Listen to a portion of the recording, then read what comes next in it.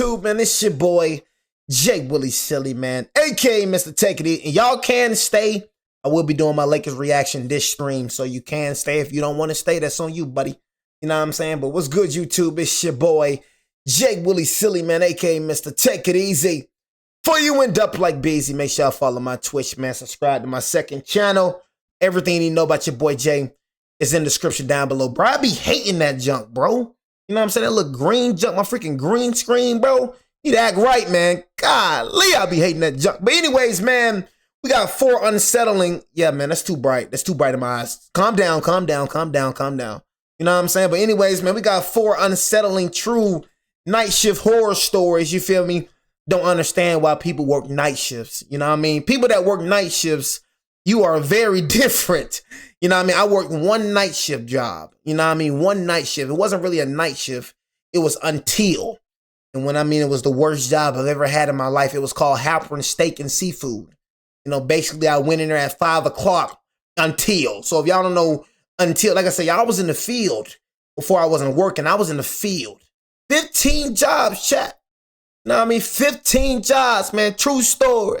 15 jobs, man. I was in the field. That's why I said you got to get in the field, man, before you try to, you know what I'm saying, go in the entrepreneur route. You know what I mean? You gotta get in the field. Until means until you're done. So it can be 5 o'clock until 5 a.m. It can be 5 o'clock p.m. to 6 a.m. Until you get done with the work, that's until you leave. You know what I mean? I knew I wasn't going. I knew it. And the thing is, I was the best worker at the job. The Mexican nacho, that's how I knew I wasn't supposed to be there. You know what I mean? Like, everything literally happens for a reason, I'm telling y'all. You know what I mean? I wasn't supposed to be there. It was crazy how I was your best worker, but the man Nacho used to always get on me, bro. I was like, bro, get somebody else to do it then. I think that was my last job. What was my last job? Now, my last job was me working at, I don't even know the freaking place. I don't even know what this place was called, bro. But it was like, I don't even know what this place was called. I don't even know what this place was called, bro. It was like it was an electronical place. I don't know, bro. We could have phones in there, bro. But yeah, that was my last job, bro. I had a job for like 3 years. Thumbnail time. Hold on, can y'all see this? Let me do my thumbnail again, the freak. Thumbnail time.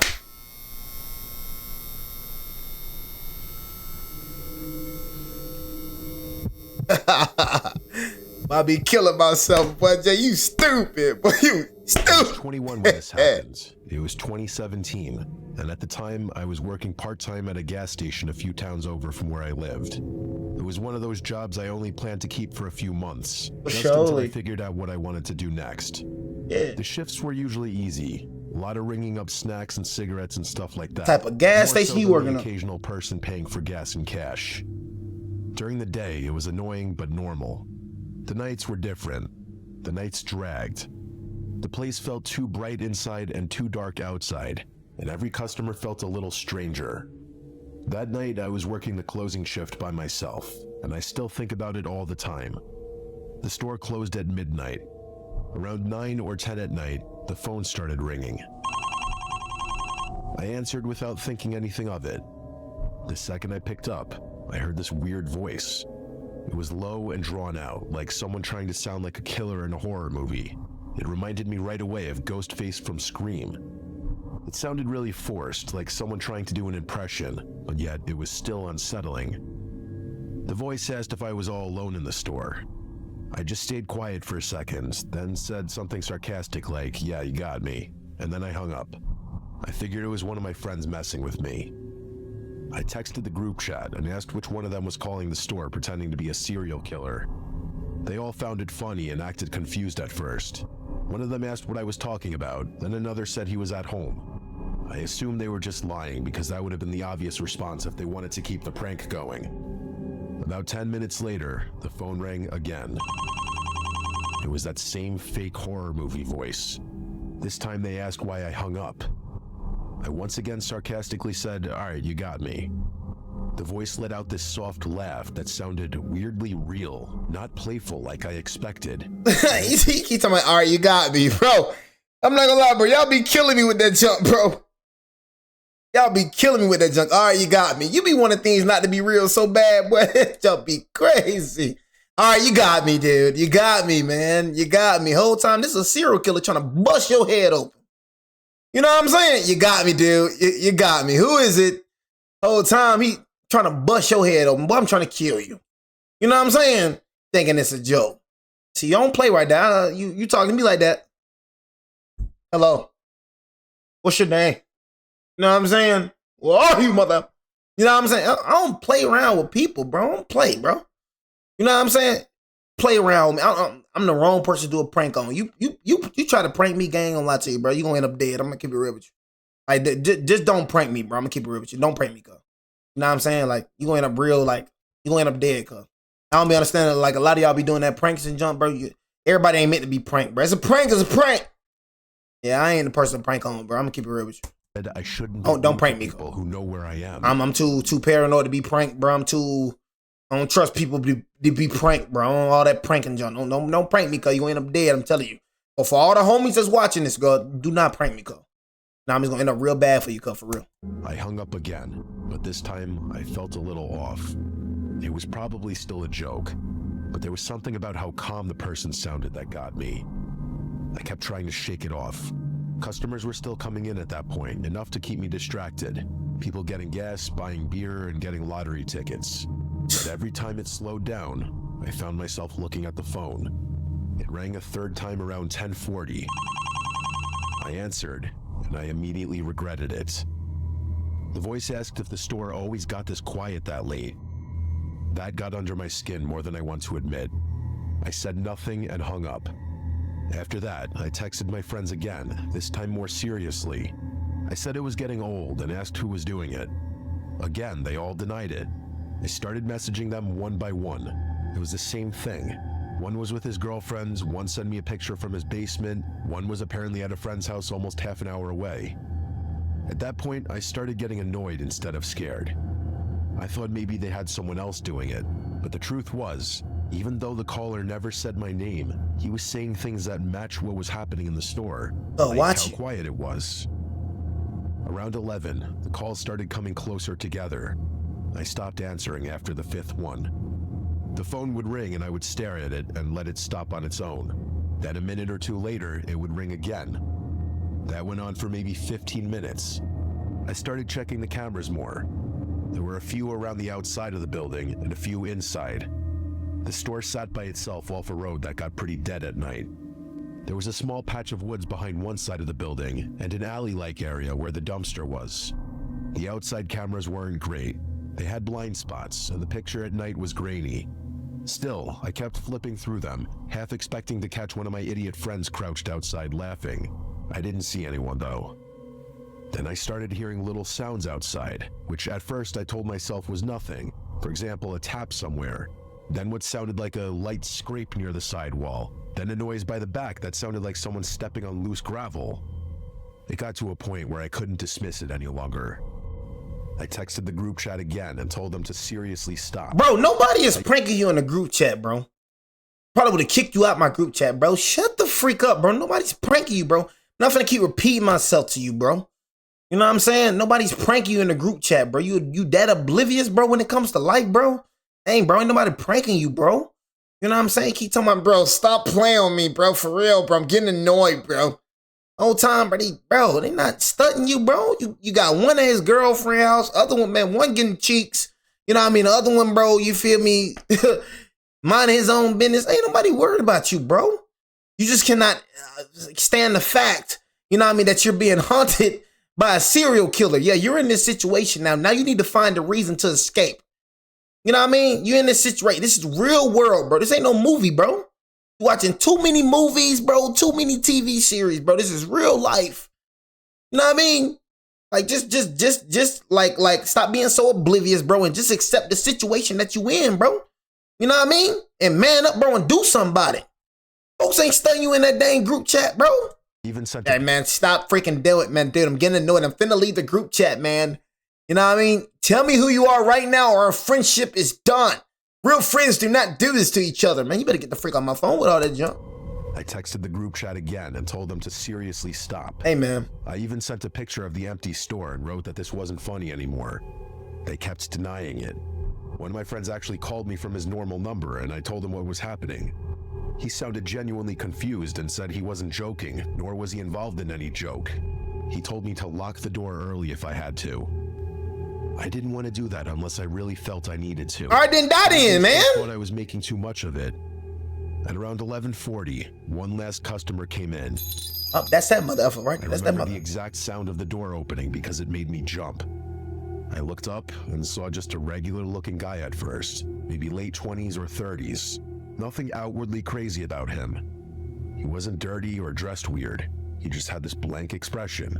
He didn't say hello. He just walked in and started moving through the aisles. I watched him on the cameras while pretending not to. He took way too long for someone who ended up buying one bag of chips. He kept drifting to different aisles and then stopping. More than once, I saw the top half of his face appear above the shelves while he looked toward the counter. Not in a casual way either. It felt like he was checking on me. I kept thinking maybe he was high, or maybe he was tired, or maybe he was deciding what he wanted. But my stomach had that heavy feeling by then, like my body already knew something was wrong before my brain wanted to admit it.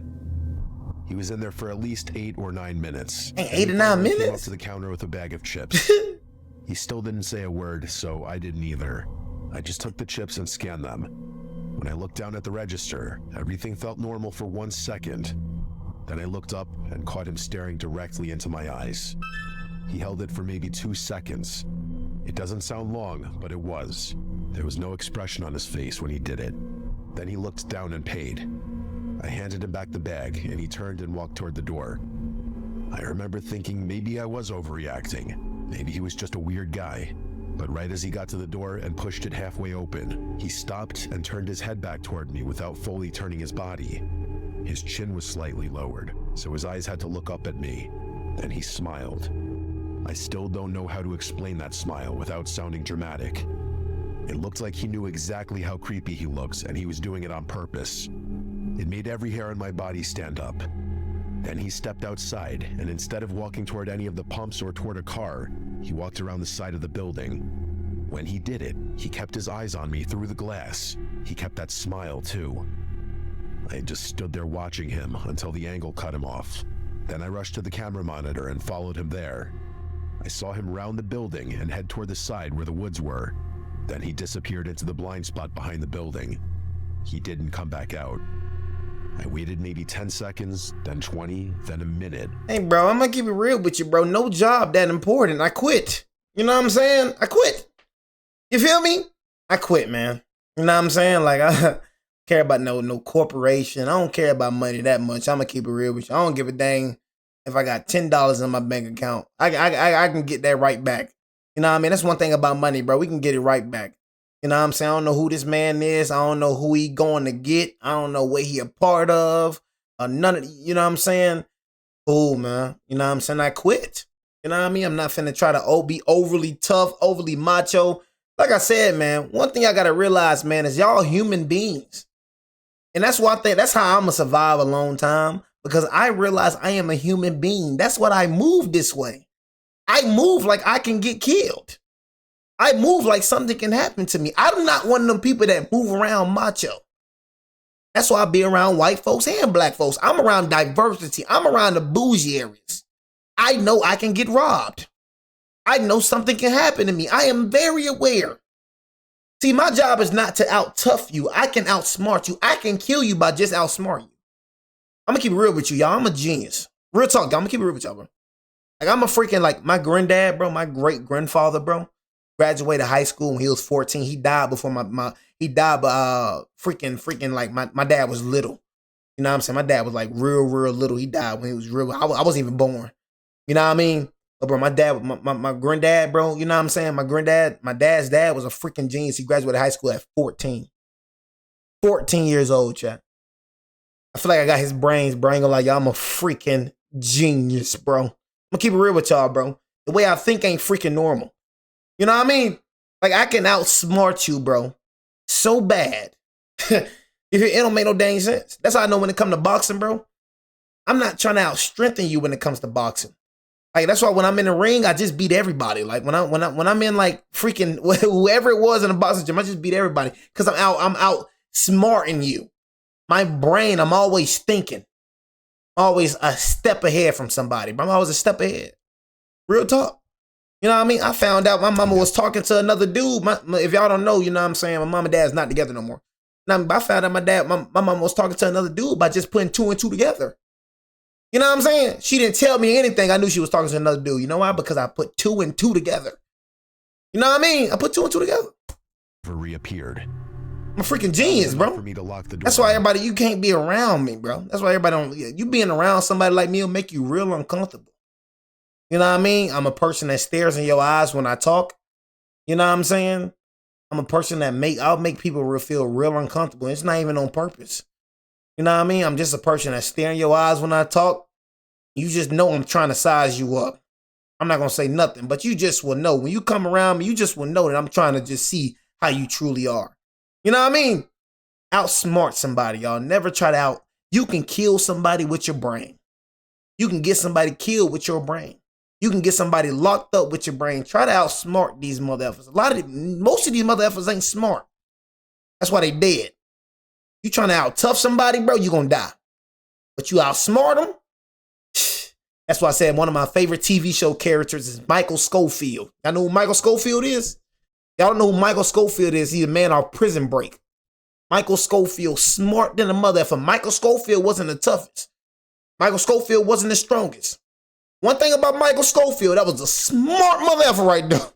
What made Michael Schofield so dangerous that Michael Schofield was using that brain 10 steps ahead. So he had to be like T-Bag. He had to be like all the other cats. He had to out-tough you. Bro was just using your brain and just, boy, using that brain, boy. It was a little before midnight. This part might sound dramatic, but I admire people that use their brains, bro. I admire people that use their brain. Early, even though it was a little before midnight.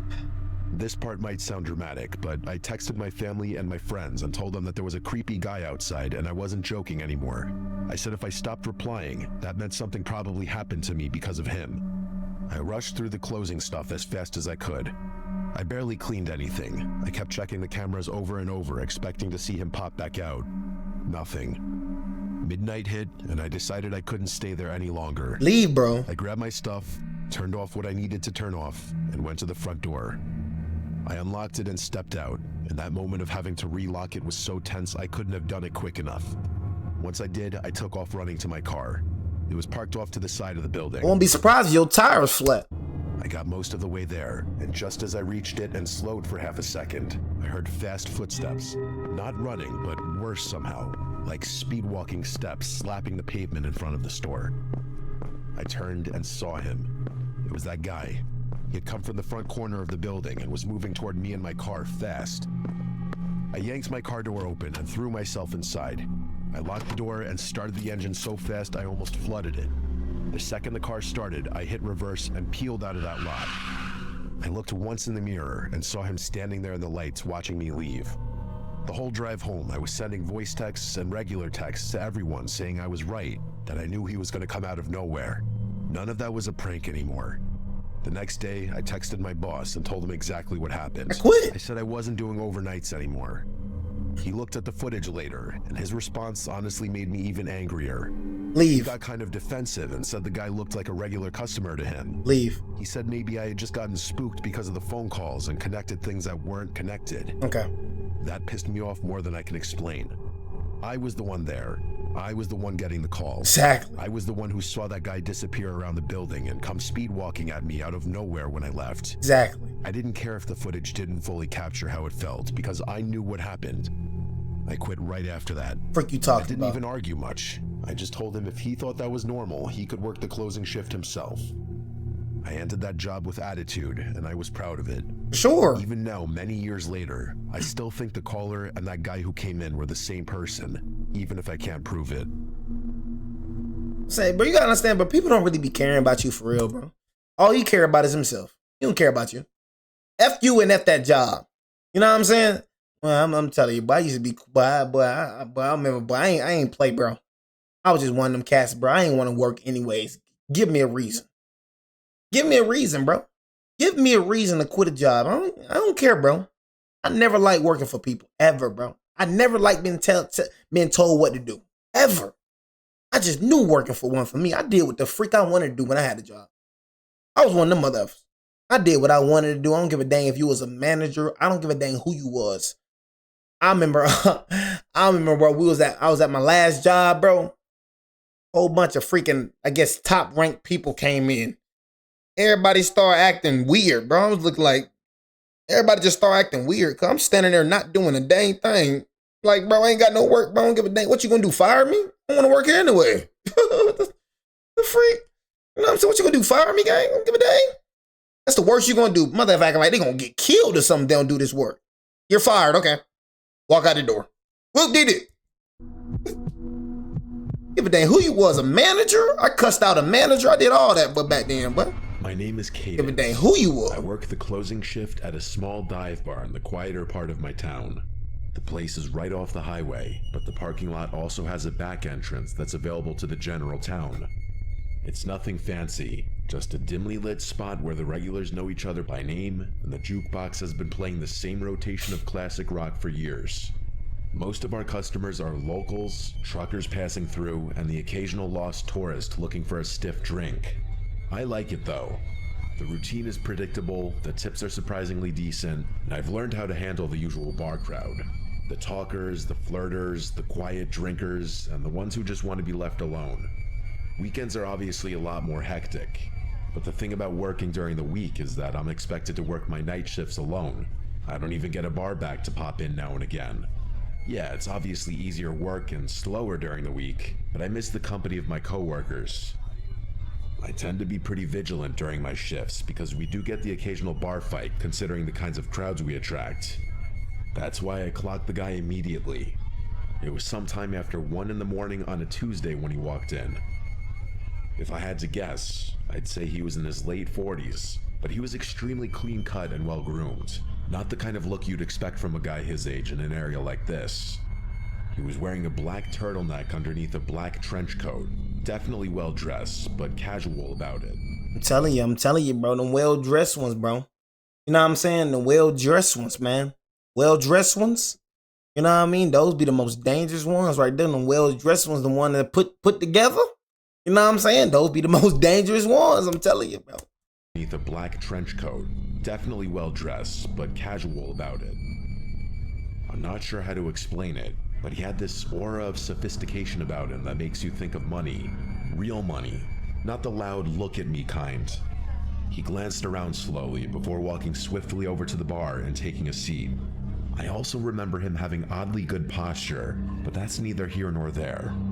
When I walked over, he glanced at the bottles behind me and ordered something top shelf without hesitation. As I was pouring his drink, he asked me if I liked working here with a smile on his face. It was a normal enough question, so I answered him honestly. I told him yeah and smiled back. I then made a joke about being a bartender or something. I wish I could say I got a creepy vibe from him, but that's not the energy he was giving off. He genuinely seemed like a stand-up guy, kind of like the single dad at his kid's baseball game that gives the whole team a high five. He chatted with me for a bit, What's the which problem? I didn't mind since the bar was pretty quiet at that point. Eventually, he asked me if I ever thought about doing something bigger, which I admit was somewhat bizarre. Again though, not a totally creepy question given the nature of the situation. Hey man, hey look, greedy brings greedy brings ruin to their households, but the one who takes bribe. Wait, what was it? It was a scripture. The greedy brings ruin to their households, but the one who hates bribes will live. I'm not gonna lie, I'm never gonna forget that scripture. Ever. Said the greedy brings ruin to their households, but the one who hates bribes will live. God will never let me forget scriptures. One thing I realize about God, bro, I forget some scriptures, bro, but it's certain scriptures he never let me forget. You know what I'm saying? F a bribe, bro. Have y'all ever heard this thing is too good to be true? There's a way that appears to be right, but at the end it leads to death. That's another scripture that God would not let me forget. There is a way that appears to be right, but at the end it leads to death. The easy route. That's what that scripture means, y'all. The easy way. The way is easy, quick money, fast money. You feel me? When it comes to easy, if it's too easy, y'all, that's a problem. You know what I'm saying? If it's too easy, they ain't from God. I'm gonna tell you that right now. God ain't never gonna give you something that's just too easy. You're gonna have to you have to work a little bit. If it come too easy, like just like money come too easy, opportunity come too easy. Now with God, you come through, you go through a little trials and tribulations and challenges first. Because he got to mold you into the person that he wants you to become. If it just comes too easy, success come too easy, you know what I'm saying? Things come too easy. You might got to sit back and question like, okay, is this from God or is this from Satan? You know what I mean? Because the first thing people love doing, thank you, God. Don't you know Satan can bless you too? You know what I'm saying? Don't you know that? So I can promise you God is not in this man right here. I can promise you that. You feel me? Stop thinking that all money, good money. Stop thinking that. Yeah, I don't know why people think money is just everything. All money ain't good money, man. And just because you blessed, that don't mean God blessed you. You know what I mean? So I just gonna have to say, gonna have to just tell y'all that. So don't think that this man just, oh, it's an angel, man, an angel. No, this is a freaking demon. I gave him my standard bartender smile and told him I was happy for now. You happy for, okay. And sipped his drink, seemingly disappointed at my answer for reasons I didn't understand. After a long pause, he asked me what time I got off out of nowhere. That question surprised me. I hadn't picked up any kind of flirting from him whatsoever, so I was a little disappointed to discover that our conversation had just been another one of those empty attempts at getting my number. I smiled and gave him a vague answer, trying to brush him off in a friendly way without seeming uptight. Before he could answer, I busied myself and began wiping down the counter, but he didn't press. He just smiled like he already knew, then drained his drink and pulled out a crisp $100 bill, laying it gently on the bar like it was nothing. Then, without another word, he walked out into the night. I didn't really know what to make of the encounter. I know it sounds like nothing, but his demeanor was just so far off my radar that I was intrigued. Either way, I figured I was never going to see him again and got on with my life. As it would turn out though, I was wrong. About a week later, he came back. Only this time, he wasn't alone. There was a woman with him. She drew my attention since I hadn't seen her before. She look. All I'm going to say, and I'm going to go and address this, I'm going to watch hit when it gets 3-3. I'm gonna watch when it goes to game 7. I ain't got time to watch. I ain't got time to, to see the freaking, I don't believe this team would be OKC.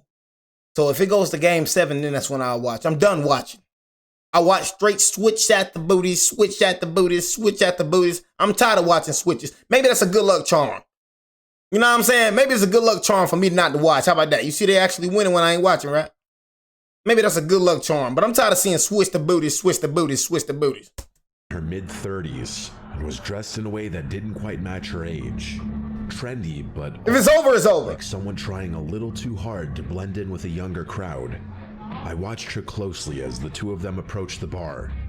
Everything about her seemed calculated, from the way she smiled too easily to the way she leaned against the bar like we were already friends. As I was setting down napkins in front of them, the very first thing she said to me wasn't a hello or a drink order, but a compliment.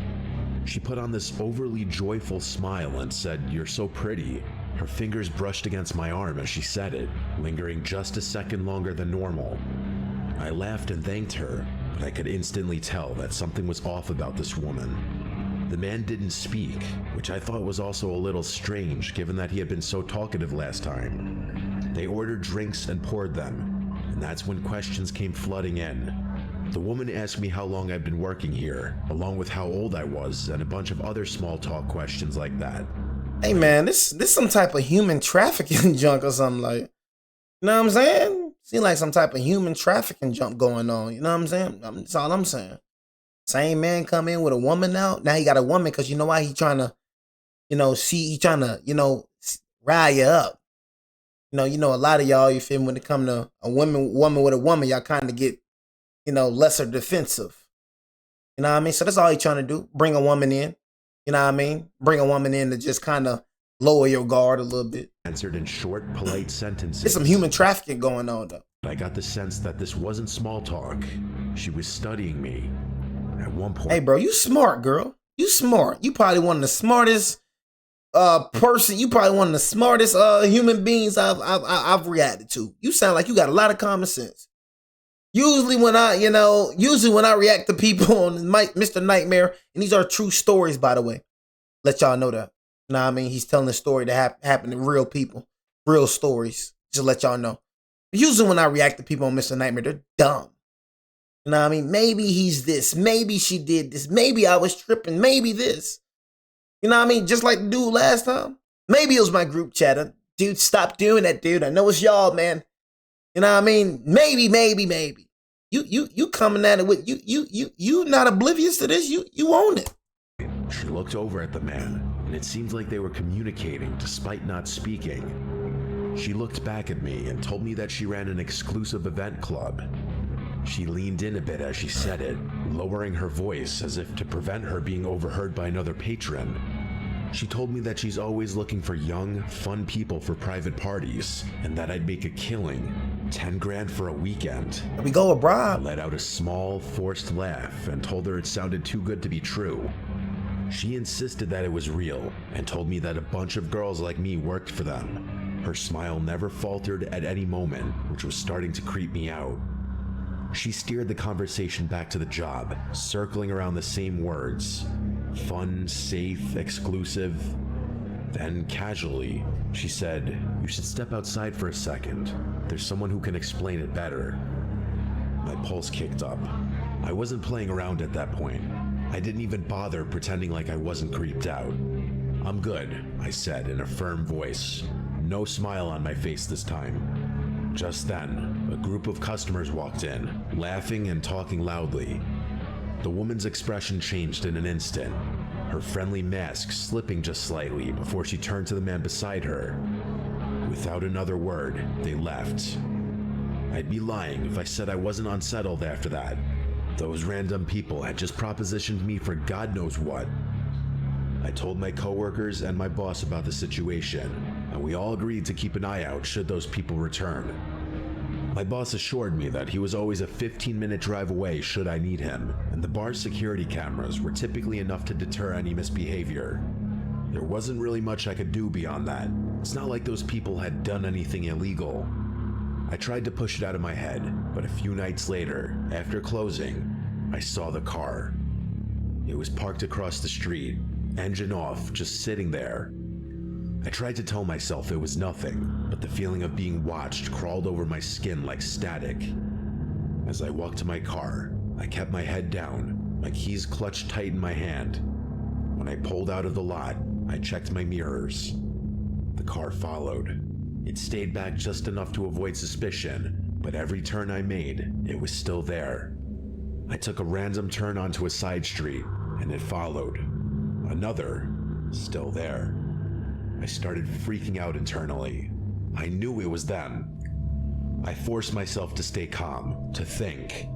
Then, without hesitating, I navigated and pulled into the parking lot of a police station, gripping the wheel so tightly my knuckles practically turned white.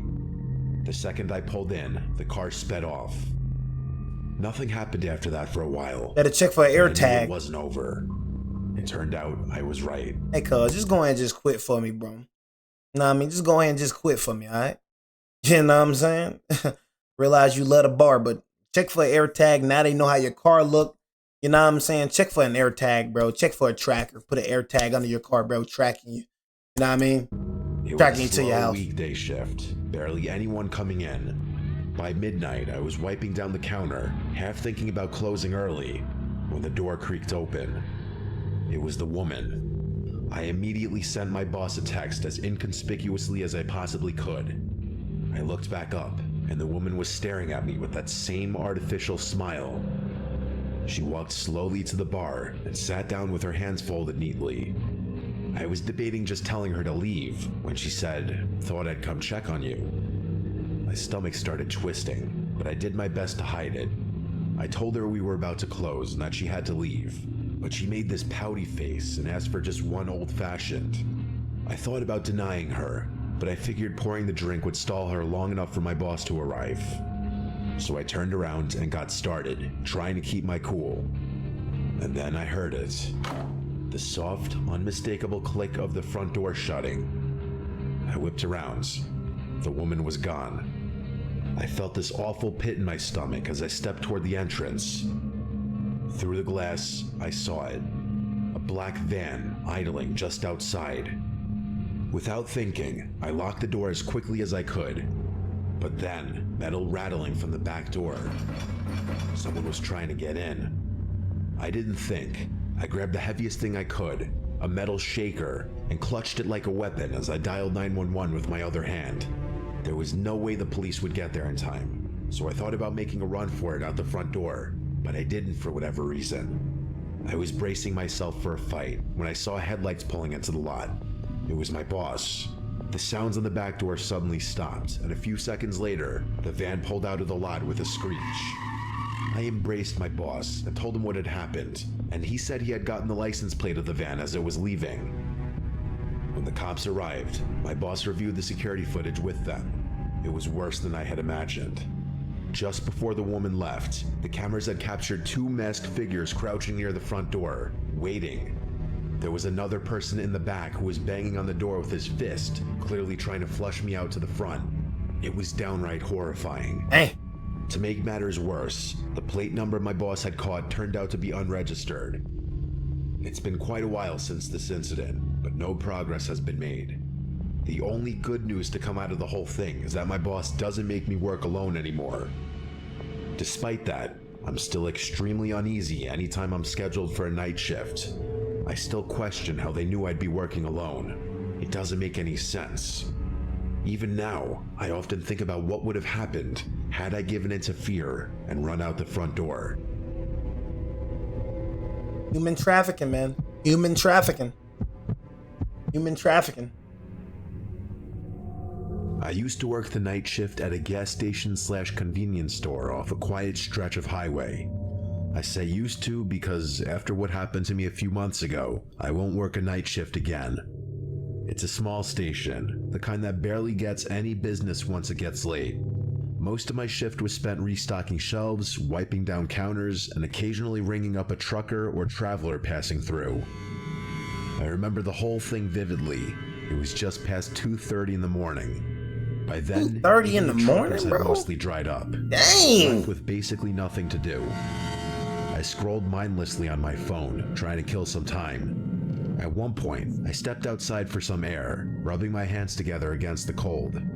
I exhaled a few times, watching my breath disappear in the cold. The parking lot was empty, just the pumps, the road, and the dark stretch of trees beyond. The neon sign flickered faintly, and I remember it being hazy out, like you could literally see the moisture in the air. Even with the highway not too far off, it was pretty silent out there. Right as I was about to walk back towards the store, I noticed something move out of the corner of my eye. I whipped my head around and realized there was a person standing behind one of the pumps. How had I not noticed him earlier? He was wearing a dark red hoodie with a hood up, and he had both hands shoved in his pockets. There wasn't a car in sight, so he obviously wasn't fueling up. The only thing was, he didn't seem to be heading towards the store either. He was just standing there, half turned toward the store like he was watching me. At first, I figured maybe he was waiting for someone, but something about the way he moved rubbed me the wrong way. He was kind of shuffling about in this circular pattern. I entered the store, but made sure to keep an eye on him through the glass. I kept track of him while pretending not to, hoping someone would drive up and pick him up or something. But after a few minutes, he started walking toward the door. Slow at first, then suddenly pushing inside like he'd made up his mind all at once. He walked up to the counter, but didn't say anything right away, just stared at me like he was sizing me up. Then, in a rushed, almost rehearsed way, he muttered that his car had broken down just before the pumps. Telling me for. He said he needed a jump or maybe just a little gas to get to the next town. I was literally shocked. He wasn't even trying to make his story believable. Like I couldn't believe he actually expected me to buy his BS story. I offered to call a tow truck instead. No, he said, too quick, shaking his head. He just needed a flashlight, maybe some help checking under the hood. Look, bro. Look. You know what I'm saying? Look, bro. You know what I'm saying? I ain't got time for all that, you know what I'm saying? All that flashlights and all that, bro. You know what I'm saying? Somebody else out there that can help you, bro. I ain't the only one that can help you, bro. You feel me? Especially when I'm working, bro. I ain't the only one that can help you. I'm pretty sure somebody else can help you, bro, out here, bro. You know what I'm saying? Off, that much was true. Straight, bro. The way he spoke, the way he watched my reaction, it felt like a test. To be fair though, people walking into gas stations at that hour are usually a little strange, and I started wondering whether he actually needed help and was just an odd person or on something. I asked him where his car was parked, and he told me it was just beyond the highway entrance. I was obviously skeptical, but then he pointed at the monitor behind me. I turned to look at the screen, and to my surprise, there actually was a car parked out there. I thought to myself, oh crap, maybe this guy really does need help. And that's when it hit me. I had literally just been outside, and I would have remembered a car parked out there. I glanced back at the monitor and saw the slightest movement near the car's back bumper. Someone was crouching just out of view. A cold wave of dread hit me. I forced a casual smile and agreed to help the guy, but not before telling him I needed to grab my phone from the back office. I turned slowly, not wanting to spook him, but the second I was out of his direct sight, I slammed my hand onto the emergency panic button under the counter. The alarm went off instantly, screeching through the store. I expected him to attack me, but what he did instead was even more unsettling. His nervous energy disappeared. No more fake urgency, no more shifting from foot to foot. He actually relaxed. His whole body language shifted, and then he smiled. Not a panic smile, not an embarrassed one either. A slow, knowing grin, like he had all the time in the world, like this was amusing to him. I was in shock. I didn't even have time to get physical with him. In one fluid motion, he turned and bolted. I ran to the monitors just in time to see both of them take off. Not toward the car, but into the woods behind the station. And look. That's what, see, and this is what I'm saying, man. You know what I'm saying? And this is what I'm saying right here. This is exactly why, you know what I mean, people do not help people. This is exactly why, you know what I'm saying? Like, I don't freaking, you know what I'm saying? I don't freaking, you know, like when it comes to somebody not wanting to help somebody, bro, I'm not going to be like, dang, you should help them, man. You know what I'm saying? This is exactly why people don't want to help people, bro. This right here. You know what I mean? This is exactly why, bro. Whole time people be wanting to help people for real, but you got people like this, super thugs like this, that be messing it up for people, bro. You know what I'm saying? People like that just want to do harm to people for no exact reason, bro. For no reason. They just want to hurt this man for no reason. They just want to do something for no reason. What's your reason to want to hurt this man? What's your reason? Engine off, headlights off. No one inside. By the time the police arrived, it was exactly as I said. Hey, bro, if you need help, bro, I'm sorry, bro. You know what I'm saying? If you need help, bro, I'm sorry. I ain't gonna lie to you. One thing about me, bro, I give help to the homeless. I'll feed the homeless. But I'm the type of person, bro, if I see you on the side of the road, gang, I'm not helping you, bro. You know what I'm saying? If you trying to wave it down, putting your thumb up, I'm not helping you, gang. I keep it real with you. Not because I don't want to help you, it's because of things like this. You feel me? Heard too many stories, too many things that happened to the kid. I'm sorry. I'm effed up. You know what I'm saying? I don't trust a soul out here. The car was still there, but the men were gone. Maybe you do need help. Footprints leading away, no sign of them anywhere. And then, but I ain't gonna be the one. Officers pointed something out, something I hadn't noticed before. And bro, I see everybody talking about the freaking like the Lakers. I do not care. I'm telling you, I promise you, I don't care. You know what I'm saying? Like honestly, I do not care, my boy. You know what I'm saying? Like honestly, don't care, bro. Passenger door was open. Said we were gonna lose. Like, don't care. I guess you want me to freaking care or something. I guess they want me to care. Anywhere. Don't care. And then one of the officers pointed something out. Something I hadn't noticed before. The front passenger door was open. There had been a third person inside the whole time. The police took my statement down, I turned over the surveillance footage, and that was that. A few days later, they followed up with me. They had the car towed and ran the plates. Turned out, it had been reported stolen nearly a week earlier. Stole the car? 100 miles away. No one had come forward to claim it. No reports of missing persons. No other crimes linked to it. Just an abandoned vehicle in the middle of nowhere with no explanation. That was months ago and still nothing. I don't know why convenience stores are such popular targets, but I can say for sure that I will never work another night shift again. Hey, y'all different. I appreciate the sub, bro, but yeah, y'all different, bro. I ain't gonna lie to y'all, bro. Y'all be just out there in the middle of the night, bro. Crazy. That's when the super thugs be outside. You know what I mean? The super thugs be outside. You feel me? Like in the middle of the night. You know what I mean? 2:30 a.m. because they think everybody's asleep. That's the best thing to do. That's the best, you feel me, time to, cause like I said, I don't midnight and all that. I don't like being outside. You already know they outside. The super thugs, the criminals, the serial killers, that's when they outside because everybody's asleep. So I can do my dirt right now because everybody's asleep. You ain't gonna really catch a super thug. You gonna catch some super thugs in the daytime. Now you gonna catch some super thugs in the daytime. Because some super thugs just don't care.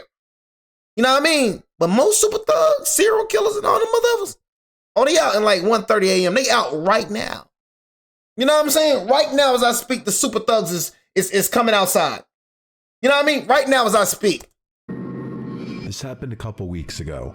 I worked the night shift at Walmart. It's not the worst job in the world, but after a while, it starts to feel like you're just floating through time. The nights blend together. Same shelves, same routine, same dull hum of the overhead lights. Hopefully something better comes along. I usually hang out in and stock the electronics section, which is nice because it's quieter than the other areas. People don't exactly come rushing in at 2 a.m. to buy phone chargers and Bluetooth speakers. Most of the customers are either night owls killing time or truckers grabbing last-minute supplies before heading back on the road. Hey, y'all, good times right there, boy. I ain't gonna lie, some good times. See, these little kids nowadays, they don't know about the red box. You know what I'm saying? That's what I'm be saying, man. Look, my generation was the best generation of all time. Y'all don't know about the red boxes. Y'all don't know about going to movie stores, man. Those was the best times, bro. Had a little Hungry Howie's right there. I don't remember like it was yesterday when in Alabama had a little freaking Hungry Howie's right there. And like I said, I'm 23. Not really that old, bro. It was just, see, what make my generation just better than any generation. I'm talking about the 2000s, 2001s, 2003s, and 2004s. If you're 2005s and above, I'm not talking about you. So please don't act like we relate. We do not relate. I'm talking about 2000s, 2001s, 2002s, and 2003s, and 2004s. Anything other than that, you are not part of our generation. You know what I'm saying? So, I don't know why the 2005 kids and the 2006 kids and the 2007 kids be trying to, you don't know nothing about Good Luck Charlies. You don't know nothing about, you know what I'm saying, the Shake It Ups. You don't know nothing about that. The Shark Boy and Lava Girls. You don't know nothing about the Lemonade Mouth. And just pretend, how you feel. Know that I'm real. Know that I'm real. You don't know nothing about the Lemonade Mouth. You know what I mean? You don't know nothing about the Sweet Life Deck on Cody. You don't know nothing about that. You know what I'm saying? So I don't know why y'all be trying to act like y'all are part of, everybody want to be a part of our generation. It's crazy. You know what I'm saying? We don't want to be a part of no 90s. See, the thing that make us so the best generation is because we got part of the old school and the new school. You know what I'm saying? We were the start of social media. We were the start of phones. But we were still going outside jumping on trampolines. We were still going outside playing the whole block, riding bicycles. See, old school, the 90s and the 80s, them old mother effers just got the old school. These mother effers, all they got is TikTok. Do you see kids run outside nowadays? Do you hear kids rushing in to go watch Disney Channel? Bro, we going in and try to find a new episode. Oh shoot, they finna drop a new episode of Austin and Alley, but I gotta hurry up and get inside. Oh, Monstober on, bro. Fall Holidays on. We rushing inside to go watch Disney Channel. You know what I'm saying? We rushing inside to go watch TV. These little kids ain't doing it no more. These little kids ain't watching TV no more. Little kids on TikTok. Cause we used to, man, red boxes, bro. Oh my God, bro. But y'all, hey, you said everything pretty much. No, y'all didn't. I'm not gonna lie. No, you didn't. You feel me? I'm not gonna lie to you. The late 2000s, y'all did repeats. Like, cause I remember when Let It Shine aired. I remember the day, like Let It Shine aired. Y'all watch repeats. I remember the day it aired. You know what I'm saying? Literally came out with it on my TV. You feel me? Y'all motherfuckers looking at repeats. It don't hit the same. You looking at a repeat. You know what I'm saying? I mean when that day, I mean when it aired, gang, aired. I mean when Shark Boy and Lava Girl came out. You know what I'm saying? All that junk. Good Luck Charlie. I remember that. I'm watching this junk, new episodes, literally. You feel me? But I was talking about the red boxes, man. I had this little red box, y'all, bro. Ha, y'all, bro. I had the little red box. It's a little red box thing in Alabama, bro. Alabama was so small, but it felt so big to me back then. Then we had this little Hungry Howie's. Used to go in a little red box, bro. Used to buy all type of movies, bro. That junk was the junk, right? It wasn't red, but it wasn't red box. It was a movie store. We used to go to red box too, though. You know what I mean? Have a little movie store, bro. You know what I'm saying? My favorite movies growing up, one of my favorite movies was Diary of a Wimpy Kid. Real ones know about Diary of a Wimpy Kid, but that was my freaking movies, bro. I love Diary of a Wimpy Kid. You know what I'm saying? Only real ones know about Diary of a Wimpy Kid, bro. That's why The books too. You know what I'm saying? The books too. Everything about Diary of a Wimpy Kid. AR. You know what I'm saying? See, you little kid don't know about AR. What is AR, Jay? Oh yeah, we trying to get that high score in that AR so we can go to that little party, the AR party. You know what I'm saying? Go to the library, you feel me? Buy them books so we get an good AR grade.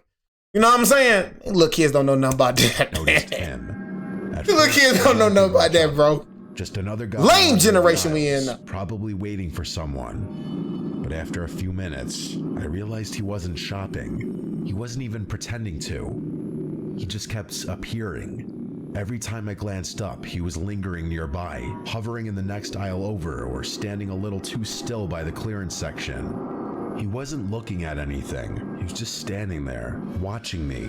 No, I wasn't a real, like, I ain't gonna lie. I was a like, for me, if I was reading a book, like for me, I had good AR grades because when I was back in Alabama, we used to have this big AR party, bro. You know what I'm saying? So basically, like, going to the library, getting books, and like taking a test on the books we read, bro. So we used to be trying to get, only the real ones know about AR, bro. You know what I mean? I used to get all the Diary, Dog Days, whatever, Third Wheel. I was a Diary and Wimpy Kid freaking freak, bro. I'm not gonna lie. And Junie B. You know what I'm saying? Only real ones know about Junie B. Oh my God, bro, Junie B, bro. I was hooked on Junie B, bro. Only real ones know about Junie B. You know what I'm saying? Junie B, Diary Wimpy Kid, but my two freaking books right there, bro. I told myself I was overthinking it. The store is big and maybe he was just taking his time. But the way he moved, always just close enough for me to notice, never actually picking anything up, it set something deep in my gut on edge.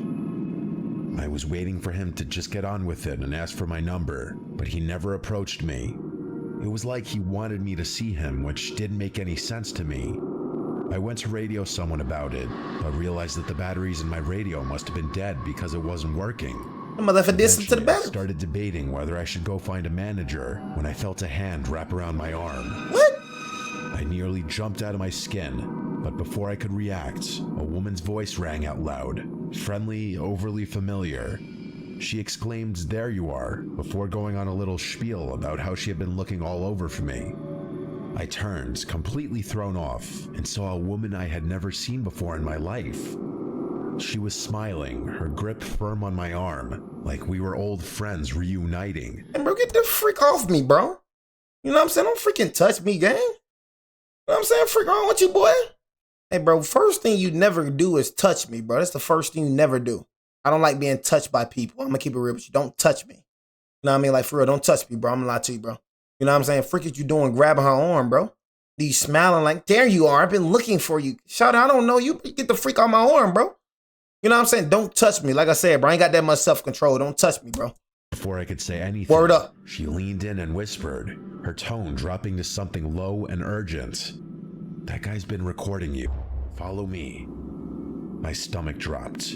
I turned my head slightly, just enough to glance back. The man was still there, only now he wasn't even pretending to browse. He was staring right at me.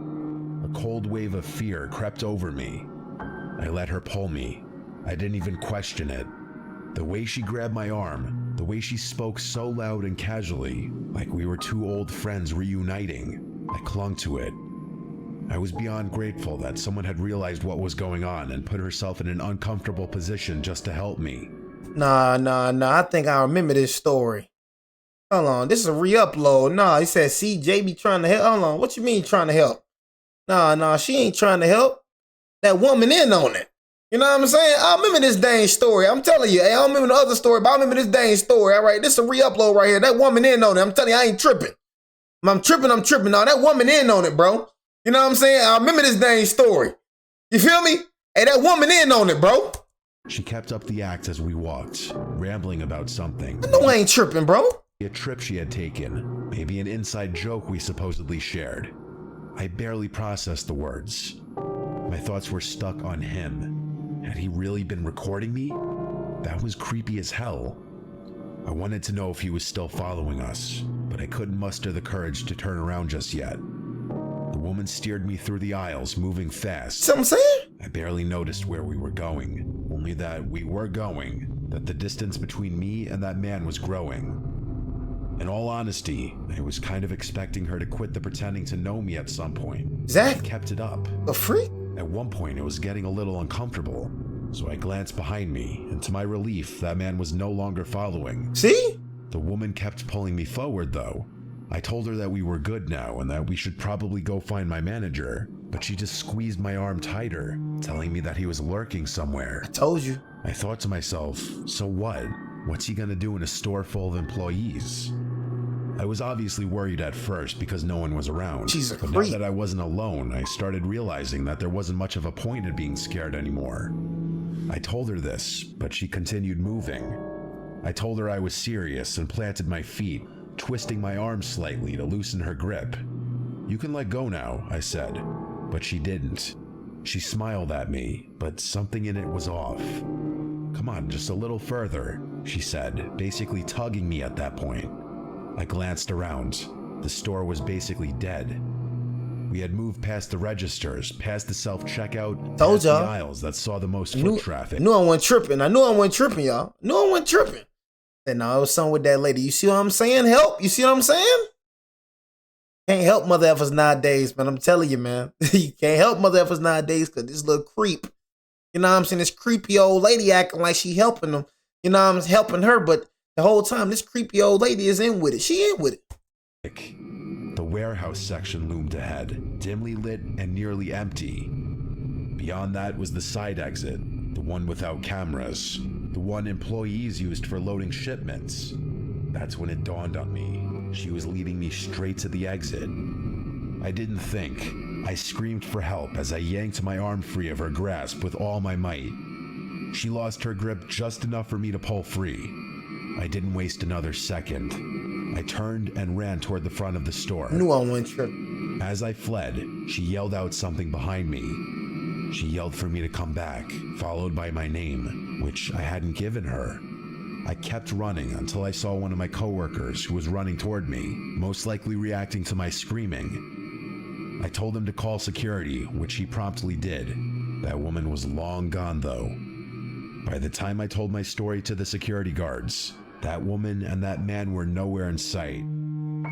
They reviewed the security footage, and just as I suspected, the woman and man walked into the store together. She had been with him the entire time. Told you. The man's face was clear as day in one of the frames. That's why I be trying to tell y'all to watch out for women too, bro. Know what I mean? If a woman just coming up to you, bro, being overly friendly, bro, I'm sorry, bro. You got to see what's going on with her, bro. Know what I'm saying? Keeping it real with you, bro. Got to see what's going on with her, bro. You know, like I said, bro, I mean, Hers was always turned away. she just too aggressive, bro. I don't know, man. It's just something, you know what I'm saying? She's just too aggressive. I don't know. It's just something about a woman being too aggressive with me. You know what I'm saying? Because women not really as even if a woman like y'all, and I know a man can agree, even if a woman like y'all, she ain't gonna, most of them ain't gonna say nothing to you. They gonna wait for you to say something. And I don't know why they built like that. They'll look at you and everything. They'll give you all type of signs. Woman won't say nothing to you, bro. I don't know why. They'll love you. They like you. They like what they see, everything about you, bro. They just ain't gonna say nothing. It's like, dang, can you say something too, shawty? So that's why I kind of throw me off a little bit if a woman being too OD aggressive. Why you being so aggressive, bro? Like, get out of my face. I had a feeling she was the mastermind behind the whole thing, so I was infuriated that the cameras hadn't picked her face up. Every second of it had been planned. The police got involved and the whole thing went down as a failed abduction attempt. I'm still waiting for a resolution about it. That Our man girls should be safe, definitely Iron. be easy to track down given his face was caught on camera. I have no idea how that woman knew my name. That's what terrifies me the most. Those people hadn't just picked me at random. I was a direct target. Yeah, man. So that was feel good going back to my roots, man. You know what I'm saying? I always feel good going back to my roots. That's one thing about me. I ain't never changing up. You know what I mean? That's why I'm gonna stay on top for forever. You know what I'm saying? Because I'm always gonna go back to my roots. You know what I mean? I don't give a dang how much money and fame I get. I'm gonna always be the same. If you don't like it, then that's on you.